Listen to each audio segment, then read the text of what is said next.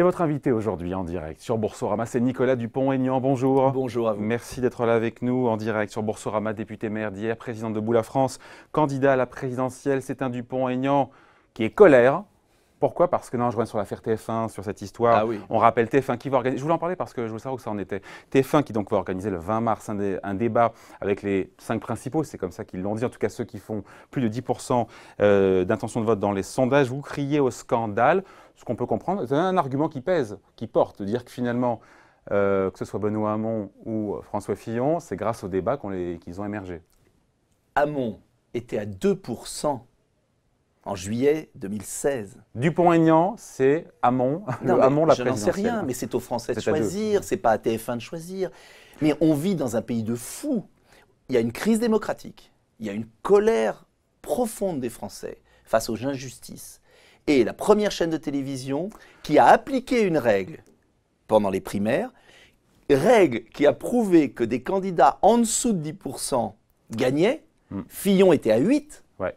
Donc cela veut dire que, en fait, TF1, qui de surcroît, je lisais, les journalistes de TF1 qui disent que jamais l'électorat n'a été aussi volatile, qu'il y a 50% des Français qui n'ont pas tranché, se base sur ce critère aberrant. Et je suis scandalisé parce que mon parti, Debout la France, a eu au dernier régional, il y a un an, décembre 2015, ça c'est des voix, c'est pas des sondages, autant de voix que M. Mélenchon. Et moi, on m'exclut. Je vois de surcroît qu'il y a 3 candidats de gauche, si M. Macron peut être dit de gauche, et 2 de droite. On aurait pu être 6, et puis même on aurait pu avoir les autres. Ah oui, parce que si on prend vous, on prend aussi les autres. C'est indigne. Non mais attendez, c'est indigne. Et je voulais savoir, je suis d'accord, mais la procédure, parce que vous avez dit, vous avez menacé, c'était vendredi, sur France Info, vous avez menacé TF1 de les attaquer en référé judiciaire. Vous avez dit, j'attends d'abord, j'ai envoyé un courrier au CSA, je veux avoir le retour du CSA. C'est cette semaine, a priori, demain, le retour? Mercredi, le CSA siège en plénière pour examiner l'affaire, parce que c'est une affaire fondamentale pour la suite des élections. Ils peuvent contraindre TF1 à vous inviter? Ils peuvent faire respecter la loi. Ça fait un rappel à l'ordre? Il y a une loi de 2016 qui précise les conditions de l'équité, qui est la période avant l'égalité. Et l'équité... Elle commence quand, cette période? Elle commence du 1er février jusqu'à 15 jours avant. Et l'équité, c'est prendre en compte 3 choses. Les suffrages des précédentes élections, et c'est là où TF1 viole la loi, l'activité de campagne, et j'ai eu autant d'activités de campagne que les 5 autres, et en plus, dans certains cas, les sondages. Mais les sondages ne viennent qu'en 3e position. Et ça, c'est la loi. Donc moi, je demande, on ne peut pas forcer TF1 à inviter tous les candidats. On peut forcer TF1 à appliquer la loi. Ils vont vous inviter aux 20h de 10 minutes. Mais les miettes, mais moi, je veux débattre avec les autres. Pourquoi? Et je vais vous dire ce qui s'est passé. C'est que je suis absolument convaincu qu'il y a un conflit d'intérêts majeur entre la conseillère communication de M. Fillon et la conseillère communication de M. Pélisson, le président de TF1, qui est la même. Et si TF1 dit qu'il n'y a pas de conflit d'intérêt, ben alors qu'il m'invite. Parce que on voit très bien... Je ne vois pas où est le conflit d'intérêt, là. Bah si, la conseillère de M. Fillon, la conseillère de M. Fillon, a demandé qu'on vous écarte, est la conseillère de M. Pélisson. À qui profite le crime? À M. Fillon, qui n'aura pas de concurrent. Enfin, ici, il y aura des concurrents. Il y aura Macron, il y aura Mme Le Pen. C'est curieux. À droite, il n'y a que 2 personnes, Mme Le Pen, M. Fillon, alors qu'il y a un autre candidat qui porte une autre voix gaulliste. Bien sûr. C'est curieux. Et à gauche, il y a 3 candidats. D'ailleurs, pourquoi à gauche, il y a 3 candidats? Qu'est-ce que vous faites si le CSA, Nicolas Dupont-Aignan, si le CSA n'arrive pas à contraindre TF1? J'attaque en référé. C'est une menace fantôme ou vous Non, le ferez? j'attaque, le recours est prêt avec les avocats. Et les avocats me disent qu'il y a de bonnes chances de gagner. Parce que ce qui est en cause, ce n'est pas le cas de M. Dupont-Aignan. C'est de savoir si on est encore en démocratie ou si il y a des puissances d'argent qui décident à la place des Français. Et il y a une crispation en ce moment de la campagne présidentielle parce que les Français commencent à comprendre que les dés sont pipés. Et moi, je n'accepte pas que les dés soient pipés. Libre aux Français de ne pas voter pour moi. Benoît Hamon, il vous soutient, je vous coupe, mais il vous soutient dans votre démarche. Il vous a appelé, c'est ça, Benoît Hamon? Oui, je l'ai eu au téléphone, Marine Le Pen aussi, Jean-Luc Mélenchon. Simplement, je leur dis... Enfin, ils vous soutiennent, mais en même temps, ils vont quand même au débat. Hein. Je leur dis, les amis, si vous disiez à TF1 de pas... On n'y va pas si M. Dupont-Aignan n'est pas là, TF1 sera obligé de céder. Donc, on verra. Mais moi, j'en fais appel aux Français. Et je leur dis, le pouvoir démocratique, c'est quelque chose de fragile. C'est à vous de décider. Ce n'est pas à une chaîne de télé un mois avant d'orienter le vote. Je voulais aussi vous faire réagir sur les propos de Marine Le Pen. C'était dimanche, c'était quand elle était en déplacement. Elle a dit quoi? De façon à peine voilée, c'est ça, ce sont ces menaces de représailles à l'égard des fonctionnaires de justice, des magistrats qui participent aux enquêtes contre elle dans plusieurs affaires où elle est mise en cause. Cette menace, elle dit en gros, les fonctionnaires auront des comptes à rendre. Les fonctionnaires de justice. Cette tactique d'intimidation, si on peut la qualifier comme telle, ça vous choque? Oui, bien sûr, ce n'est pas acceptable et en plus c'est inutile. Vous savez, moi je crois qu'aujourd'hui les Français attendent des solutions à leurs problèmes. Moi je suis candidat parce que je sais qu'il y a des solutions qui existent on va en parler, à nos problèmes. Non mais attendez, j'ai pas envie de parler de Marine Le Pen. Non mais alors l'idée derrière c'est de la trêve. Quand elle marre. demande une trêve, on passe après autre chose. Quand elle parle elle demande une trêve judiciaire pendant la campagne. Je crois qu'il y a un équilibre à trouver, ni trêve, ni accélération. Et la question légitime que François Fillon et Marine Le Pen peuvent se poser, il faut être honnête aussi, c'est de se dire, est-ce qu'il n'y a pas une instrumentalisation de la justice? Vous en pensez quoi? Pour autant, je pense que tous ceux qui ont affaire à la justice se plaignent de l'instrumentalisation, c'est classique. Ce que j'aimerais, en tout cas moi je suis candidat, pour offrir aux Français une autre voie. On en parle. J'ai pas envie de parler d'eux, on parle assez d'eux. Si vous étiez, ce qui n'est pas le cas du tout, mais convoqué par des enquêteurs de la police judiciaire, vous iriez, vous répondriez à une convocation parce qu'elle a dit qu'elle n'y allait pas. Hein. Mais moi, vous iriez. Nicolas Dupont-Aignan, s'il était lui, il irait. Voilà, mais je ne suis pas. Et moi, j'aimerais quand même à un moment qu'on arrête de faire croire aux Français que tous les hommes politiques ont des affaires. Moi, j'ai un parti de gens qui n'ont jamais été mis en examen, qui n'ont jamais eu le moindre soupçon de soupçon, et je n'accepte pas qu'on salisse en permanence les hommes politiques. Et donc, je dis aux Français, il y a une autre voie possible. Et je vous ferai remarquer que nous n'étions pas nombreux à l'Assemblée nationale il y a 15 jours, quand il s'est agi de voter le casier judiciaire vierge pour se présenter aux élections. Et j'étais le seul candidat à la présidentielle, et il y avait que 20 députés dans l'hémicycle.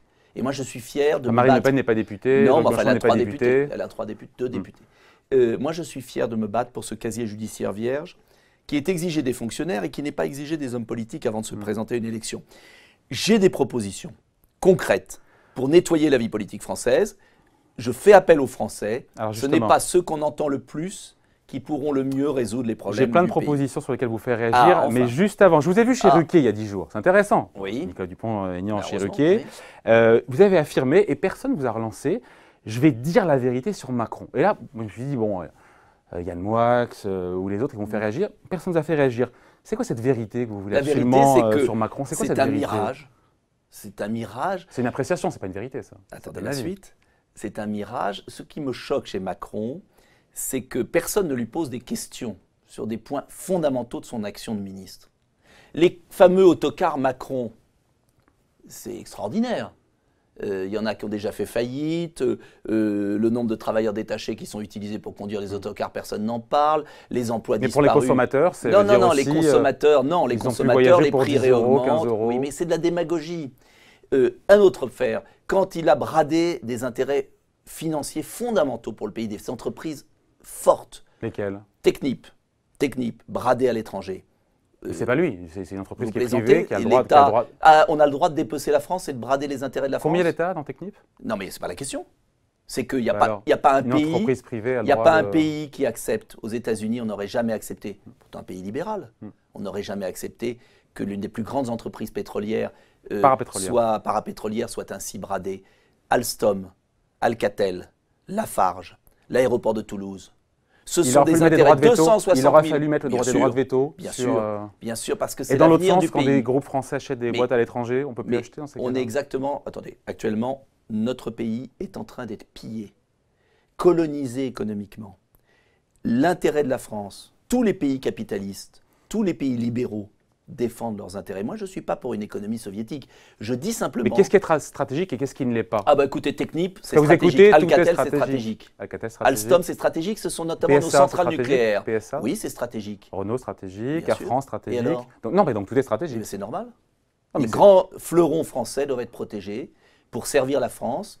Et en même temps, nous devons changer de politique économique pour favoriser l'emploi dans notre pays, baisser les charges sur ceux qui relocalisent, avoir une stratégie économique. Et si vous lisez mon programme, et j'invite ceux qui me regardent à le lire, nda-2017.fr. Vous verrez que sur le plan économique, nous avons un programme qui s'est beaucoup inspiré des pays qui réussissent dans la mondialisation. Lesquels? La Corée du Sud, le Japon, même les États-Unis, l'Allemagne.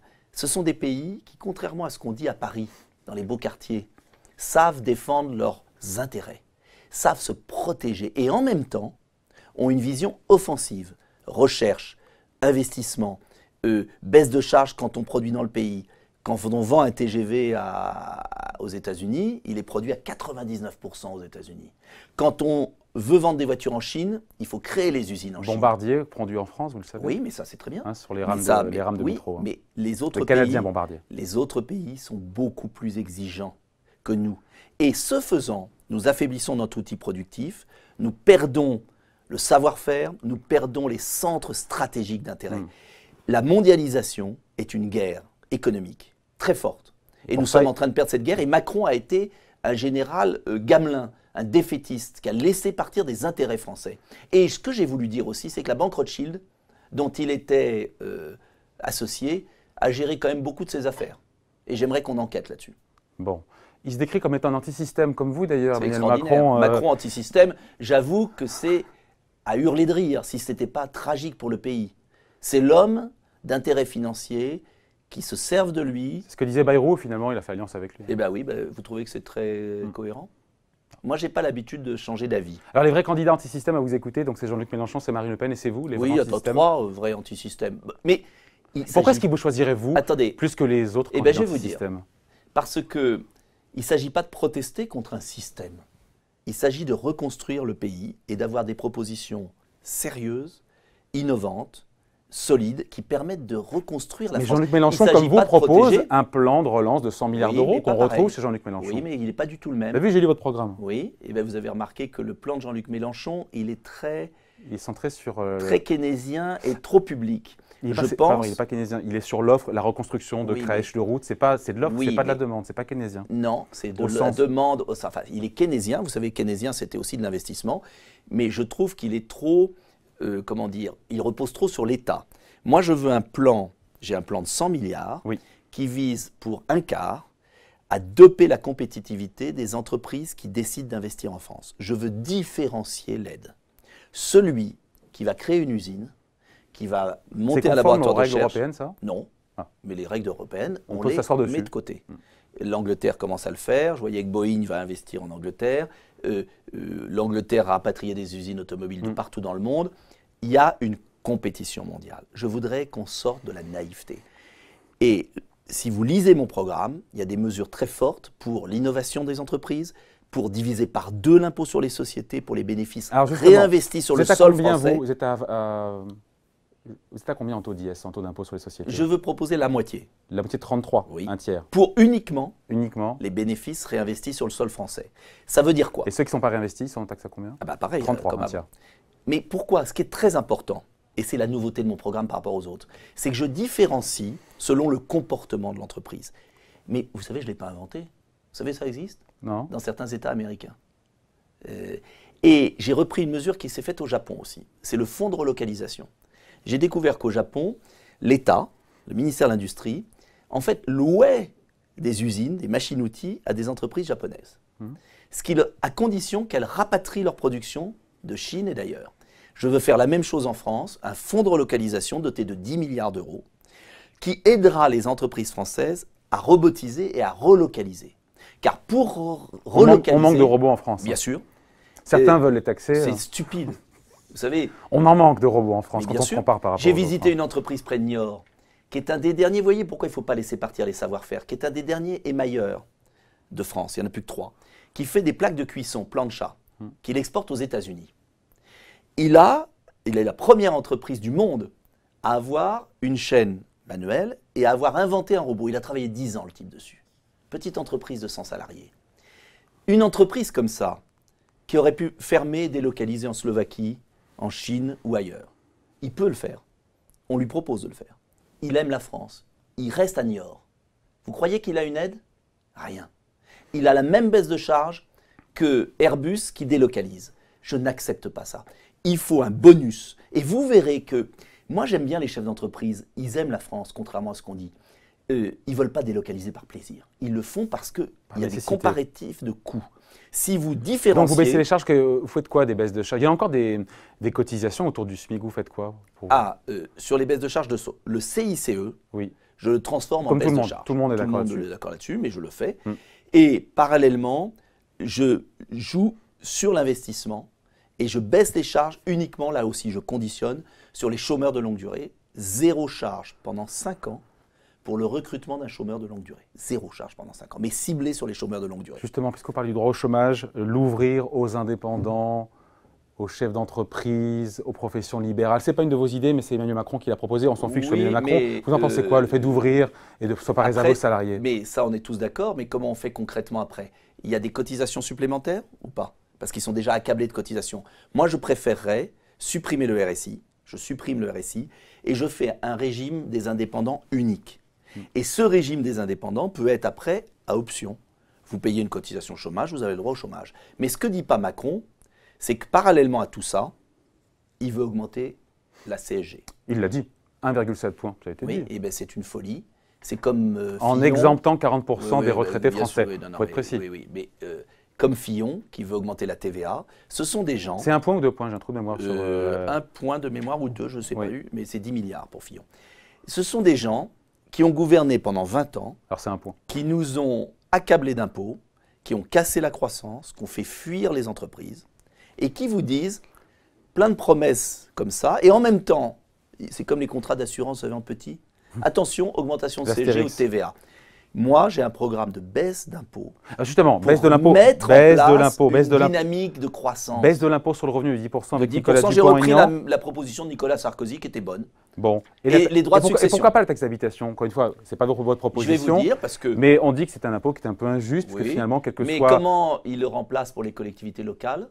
Alors il dit qu'il faut faire des économies dans les collectivités, mais ce qu'il ne sait pas, parce qu'il n'a jamais été élu nulle part, c'est que ce sont les collectivités locales qui payent les crèches, les places de crèche, les écoles, les cantines. Non, mais l'État au sous-près, il a dit l'État, la Direction générale des finances publiques fera le chèque. Mais moi, je propose autre chose. Je préfère baisser l'impôt sur le revenu de 10%. J'ai fait un autre choix, parce qu'on va toucher tout le monde. Je propose de supprimer les droits de succession de 0 à 500 000 euros par enfant. Ça veut dire de faire circuler le capital et en même temps de supprimer les droits de donation, parce que je pense qu'il y a beaucoup d'argent qui est gelé en France, qu'il faut le libérer. J'ai des mesures sur la transmission d'entreprise. Aujourd'hui, c'est 100 000 et quelques. Hein, comment l'abattement sur les successions. Ah non, il est bien inférieur. Non, on est sur 100 000 euros d'abattement. Ah oui, 100 000, j'avais compris 500 000. Non, 100 000. Oui, donc vous le mettiez par 5. À 500 000. C'est très important. Je veux… Parce que ce qui est important, c'est que tous les actes fiscaux que nous allons prendre permettent de relocaliser de l'emploi, de récompenser le travail et de créer donc une dynamique de croissance en France. Là, je les vois tous promettre et je te baisse la taxe d'habitation et je te baisse. Est-ce que ça va renforcer la croissance en France et l'implantation des entreprises? Est-ce que baisser les impôts, l'impôt sur le revenu comme vous le proposez, est-ce que c'est ça qui va… Ça récompense le travail. Oui, mais c'est pas ça qui solidifie la base productive en France. Deux choses. Mon choc fiscal de 100 milliards, il a 2 jambes. D'abord, je renforce l'offre compétitive en favorisant l'entreprise qui investit sur le territoire. Et en deuxième point, je relance le pouvoir d'achat pour permettre qu'il y ait de la consommation. Et les deux vont ensemble. Vous avez une certaine gauche qui veut faire que de la redistribution et une droite qui veut faire que de la compétitivité. Il faut faire les deux en même temps. Un peu les deux. Mais c'est ce qu'ils disent un peu les uns les autres aussi, ce que dit Emmanuel Macron. Si vous regardez, non. Regardez les programmes. Parce qu'en démocratie, il faut lire les programmes. Chez Fillon, il y en a un petit peu aussi pour les particuliers, dites pas ça. Notamment le prélèvement libératoire sur le capital. Vous n'en parlez pas ça. Sur le capital, sur les dividendes. On voit bien, on avait un sujet juste avant que vous arriviez qui montre qu'il y a 2 fois moins d'actionnaires individuels. C'est pour ça que je propose en disant notamment parce que la fiscalité sur le capital, elle a beaucoup monté sans juger de son niveau. C'est M. Macron d'ailleurs qui l'a augmenté. Je suis d'accord avec M. Fillon sur ce point. Prélèvement libératoire forfaitaire à 30%. Comme Macron qui propose exactement la même chose. Maintenant, il propose tout. C'est la foire Mais attention à la foire aux promesses.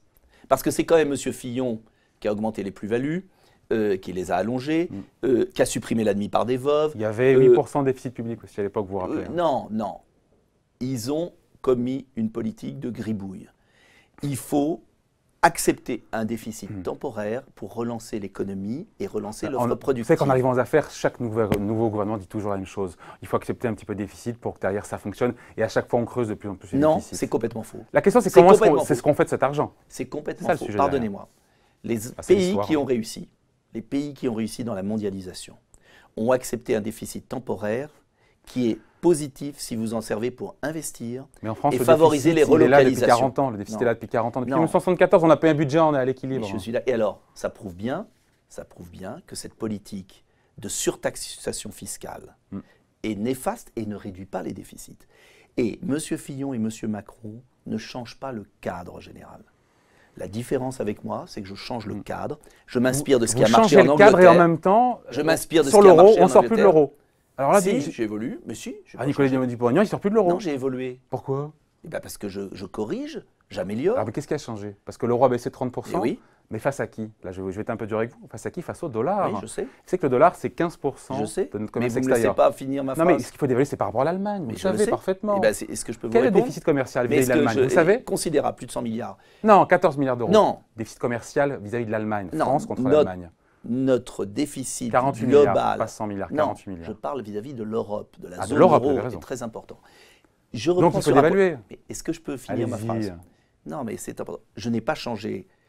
J'ai évolué sur l'euro car je pense qu'il faut garder un cadre européen et réussir l'euro flexible. Ça veut dire quoi? Nous avons réglé le problème vis-à-vis du reste du monde. Il faut maintenant régler le problème vis-à-vis de la zone euro.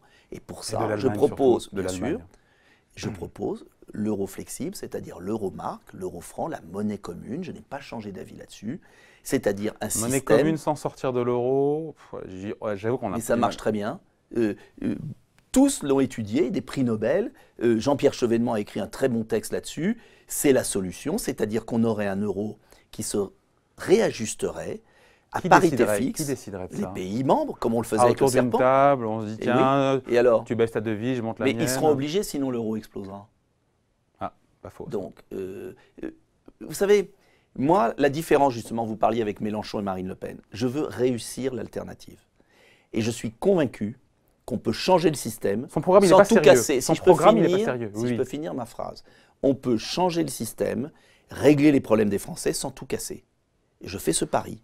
Et je suis le seul qui propose une voie raisonnable de sortie de crise, d'alternative politique. Je parie sur le bon sens des Français. Parce que les Français cherchent quelque chose, une offre politique, qui met fin à 20 ans d'erreurs tragiques que représentent M. Macron, M. Fillon, mais ne veulent pas obligatoirement partir dans les excès de M. Mélenchon et de Mme Le Pen. Et c'est je dirais... Donc les programmes ne sont pas sérieux. Vous avez dit Marine Le Pen, son programme, il n'est pas sérieux. Pas assez sérieux, oui. Pas assez sérieux. Et ma différence, c'est que j'ai un programme de rupture avec Bruxelles, j'ai un programme de rupture avec l'euro tel qu'il est, mais je ne veux pas tout casser. Je propose des solutions faisables. Parce que l'enjeu, ce n'est pas de protester pour gueuler. L'enjeu, c'est de résoudre les problèmes. Et donc, on doit pouvoir trouver une voie de sortie de crise intelligente. Bon, on a parlé des sujets de fond quand même aujourd'hui. Oui, de l'économie qui est très important. Bon. On peut créer 2 millions d'emplois en France. On peut s'en sortir. Il n'y a aucune fatalité. Et c'est ça que je veux dire aux Français. Il y a de l'espoir. Mais pour ça, il faut changer de cadre et donc il faut changer d'homme politique. Bon, vous avez été très clair sur vos propositions économiques. Vous l'êtes un petit peu moins, pardon, Nicolas Dupont-Aignan, quand on vous demande, et c'est vrai qu'on vous la pose cette question, je vais vous la poser, quand on vous demande si vous rejoindriez Marine Le Pen au second tour, ou si elle est élue. En fait, vous ne fermez pas la porte. Vous ne fermez pas la porte. Vous pourriez fermer la porte. Je suis candidat à l'élection présidentielle. Une et après l'autre. Tous les candidats, vous leur posez des questions sur leur projet, etc. À aucun candidat, vous harcelez, pas vous personnellement, les journalistes me harcèlent pour me forcer à me mettre dans un corner politique auquel je n'appartiens pas. Admettez que la question pourrait se poser au second tour. Eh bien, vous la poserez au second tour, si je n'y suis pas. Eh bien, on se reverra. Ce sera l'occasion de se revoir. Et voilà. Mais moi, je fais appel aux Français pour éviter le choix entre ceux qui nous ont tués et de l'autre côté, les deux fronts. Et je suis convaincu... Les deux fronts qui nous emmènent dans le mur? Front de gauche et Front national. Qui nous mèneraient dans le mur? Non, je n'irai pas jusque-là, parce que tout ce qui est excessif est ridicule. C'est insignifiant, dit là. Oui, je n'irai pas jusque-là non plus. C'est l'adage. Je ne me permettrai pas. Mais en revanche, j'estime que la France est menacée de disparition comme pays libre. Et j'estime que 2017, c'est le dernier arrêt avant le naufrage. Et j'aimerais qu'on ne réélise pas ceux qui sont responsables du naufrage et qu'on trouve une bonne équipe pour redresser le pays. Voilà. C'est ma marque de fabrique. Je suis comme ça. C'est la marque Dupont-Aignan. Voilà. Nicolas Dupont-Aignan, qui a été votre invité aujourd'hui en direct sur Boursorama, député maire de hier, Merci président à vous. de Debout la France et candidat, on l'a compris, à la présidentielle. Merci. Merci.